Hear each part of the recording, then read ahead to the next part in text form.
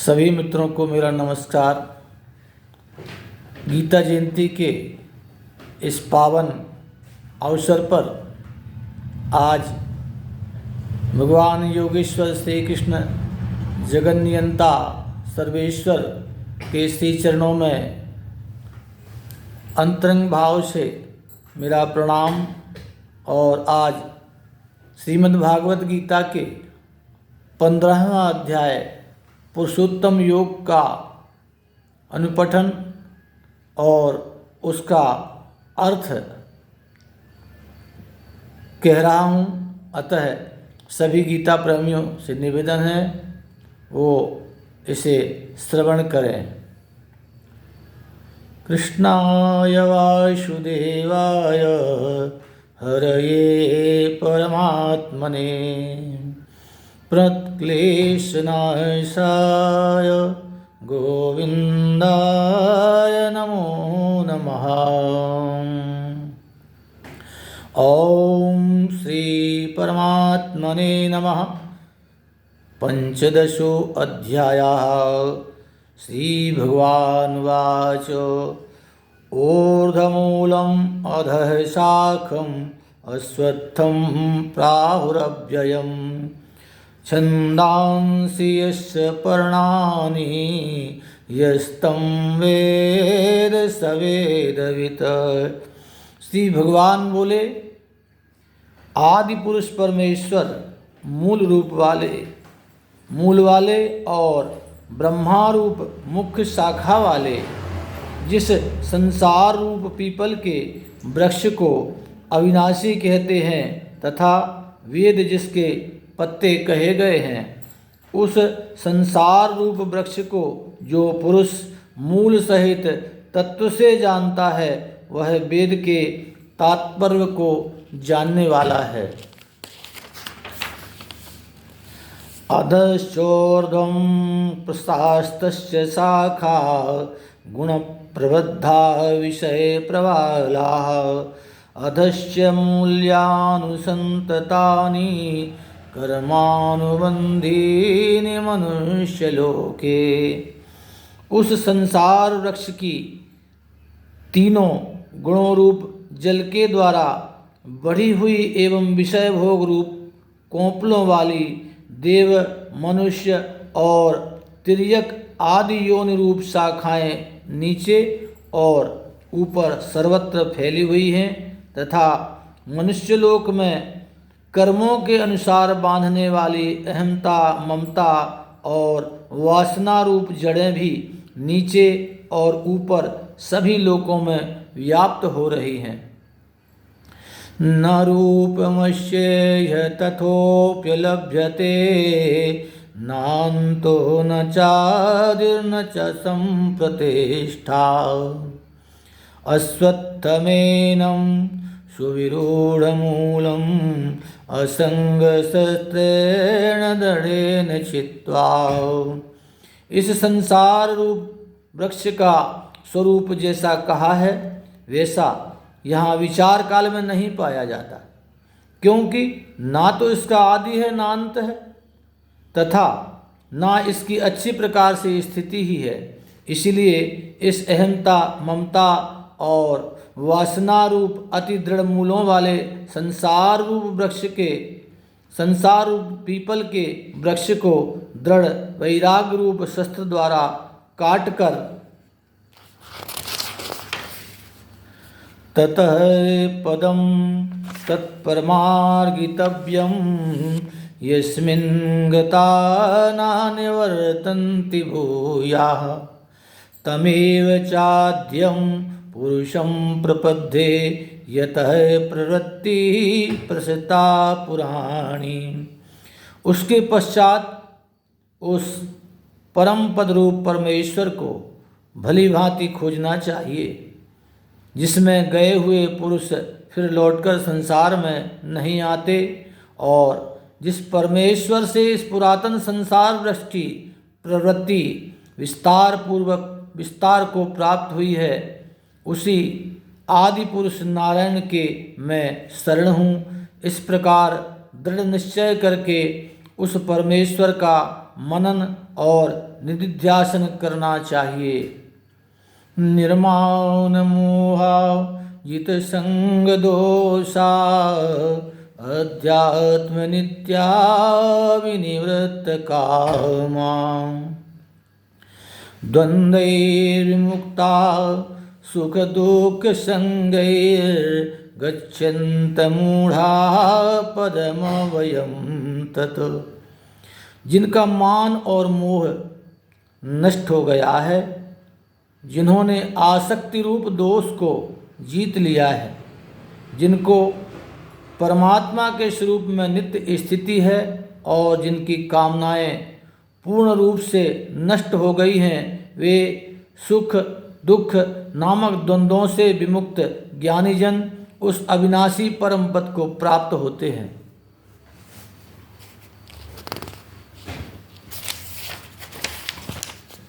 न तद्भाष्यते सूर्यो शशांको न पावकः यद् गत्वा न निवर्तन्ते तद्धाम परमं मम।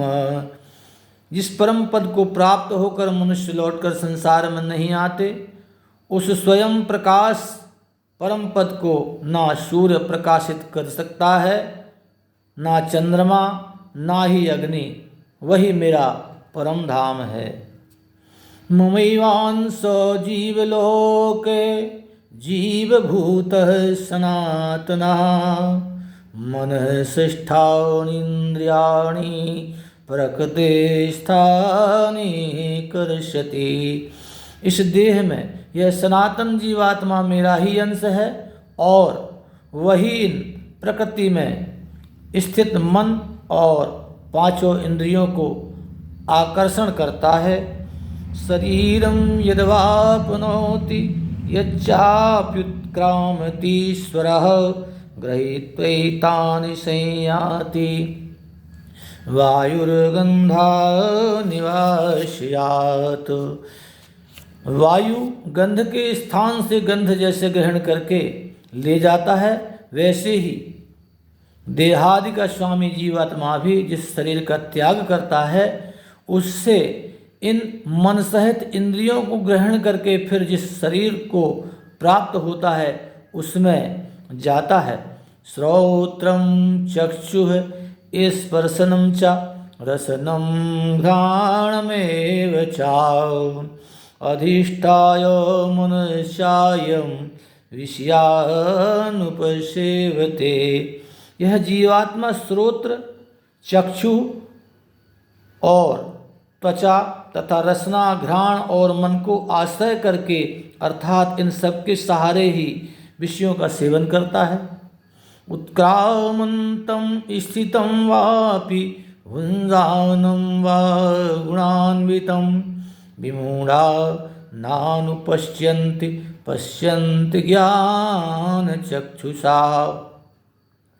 शरीर को छोड़कर जाते हुए अथवा शरीर में स्थित हुए को अथवा विषयों को भोगते हुए को, इस प्रकार तीनों गुणों से युक्त हुए को भी अज्ञानी जन नहीं जानते। केवल ज्ञान रूप नेत्रों वाले विवेकशील ज्ञानी ही तत्व से जानते हैं। यतन्तो योगिनश्चैनं पश्यन्तात्मनवस्थितं यतन्तो अप्यकृतात्मानो नैनं पश्यन्त चेतसा। यत करने वाले योगी जन भी अपने हृदय में स्थित इस आत्मा को तत्व से नहीं जानते, किंतु जिन्होंने अपने अंतःकरण को शुद्ध नहीं किया है, ऐसे अज्ञानी जन तो यत्न करते रहने पर भी इस आत्मा को नहीं जानते। यदादित्यगतं तेजो जगद्भाष्यते अखिलं यच्चंद्रमसि यच्चाग्नौ तत्तेजो विद्धि मामकम्। सूर्य में स्थित जो तेज संपूर्ण जगत को प्रकाशित करता है तथा जो तेज चंद्रमा में है और जो अग्नि में है, उसको तू मेरा ही तेज जान। गामाविश्य च भूतानि धार्याम्यहमोजसा पुष्णामि चौषधी सर्वा सोमो भूत्वा रसात्मका। और मैं ही पृथ्वी में प्रवेश करके अपनी शक्ति से सब भूतों को धारण करता हूँ और रस स्वरूप अर्थात अमृतमय चंद्रमा होकर संपूर्ण औषधियों को अर्थात वनस्पतियों को पुष्ट भी करता हूँ। अहं वैश्वानरो भूत्वा प्राणिनां देहमास्थिता प्राणापान समायुक्ता पचाम्यन्नं चतुर्विधम। मैं ही सब प्राणियों के शरीर में स्थित रहने वाला प्राण और अपान से संयुक्त वैश्वानर अग्नि रूप होकर 4 प्रकार से अन्न को पचाता भी हूँ।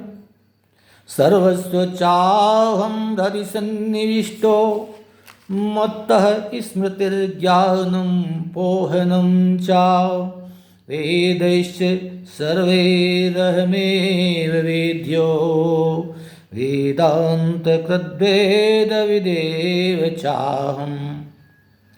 मैं ही सब प्राणियों के हृदय में अंतर्यामी रूप से स्थित हूँ तथा मुझसे ही स्मृति ज्ञान और अपोहन होता है और सब वेदों द्वारा मैं ही जानने के योग्य हूँ तथा वेदांत का कर्ता और वेदों को जानने वाला भी मैं ही हूँ। द्वाविमो पुरुषो लोके क्षरश्चाक्षर एव चाक्षरः सर्वाणि भूतानि कूटस्थो अक्षर उच्यते। इस संसार में नाशवान और अविनाशी भी ये 2 प्रकार के पुरुष हैं। इनमें संपूर्ण भूत प्राणियों के शरीर तो नाशवान और जीवात्मा अविनाशी कहा जाता है। उत्तम है पुरुष स्तन्यः परमात्मेतु दाव्रता यो लोकत्रयमाविश्य विवर्तव्य ईश्वरः। इन दोनों से उत्तम पुरुष तो अन्य ही है जो तीनों लोकों में प्रवेश करके सबका भरण पोषण करता है एवं अविनाशी परमेश्वर और परमात्मा इस प्रकार कहा गया है। यस्मात् अक्षरमतीतो अहम् अक्षरादपि चोत्तमः अतो अस्मि लोके वेदे च प्रथितः पुरुषोत्तमः। क्योंकि मैं नाशवान जड़ वर्ग से क्षेत्र से तो सर्वथा अतीत हूँ और अविनाशी जीवात्मा से भी उत्तम हूँ, इसलिए लोक में और वेद में पुरुषोत्तम नाम से प्रसिद्ध हूँ। यो मामेवं सम्मूढो जानाति पुरुषोत्तमं सा सर्वविदभ्यति मां सर्वभावेन भारत। हे भारत, जो ज्ञानी पुरुष मुझको इस प्रकार तत्व से पुरुषोत्तम जानता है वह सर्वज्ञ पुरुष सब प्रकार से निरंतर मुझ वासुदेव परमेश्वर को ही भजता है। इति गोतमं शास्त्रमिदमुक्तं मया नघ एतद्बुद्ध्वा बुद्धिमान् स्यात् कृतकृत्यश्च भारता। हे निष्पाप अर्जुन, इस प्रकार यह अति रहस्ययुक्त गोपनीय शास्त्र मेरे द्वारा कहा गया। इसको तत्व से जानकर मनुष्य ज्ञानवान और कृतार्थ हो जाता है। ओम तत्सदिति श्रीमद्भागवत गीता सोपनिषत्सु ब्रह्म विद्यायां योगशास्त्रे श्रीकृष्णार्जुन संवादे पुरुषोत्तम योगो नाम 15 अध्यायः। श्रीकृष्णार्पणम् अस्तु।